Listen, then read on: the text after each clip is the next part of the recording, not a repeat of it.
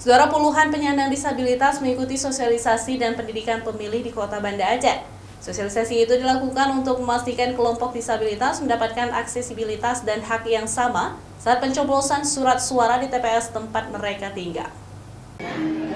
Komisi Independen Pemilihan KIP Kota Banda Aceh melaksanakan sosialisasi dan pendidikan pemilih cerdas untuk pemilu mendatang bagi puluhan penyandang disabilitas di Kota Banda Aceh.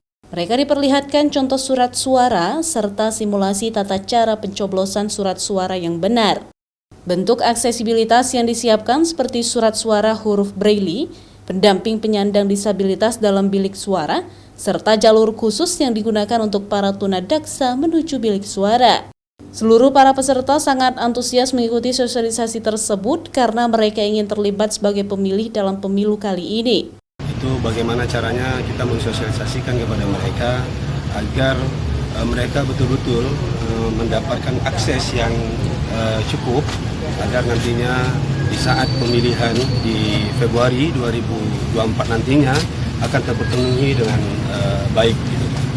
Jadi kita undang mereka kemari, semua teman-teman rekan-rekan disabilitas yang tentunya mereka juga akan mendapatkan hak yang sama untuk memberikan suara mereka untuk masa depan Indonesia, khususnya dari Kota Banda Aceh. Ya, pastinya kegiatan hari ini sangat bermanfaat dan dikemas dengan cara yang sangat menyenangkan pastinya, dan cukup akses juga buat disabilitas dan menambah semangat untuk disabilitas mengikuti dan berpartisipasi pada pemilu tahun 2024 nantinya pastinya.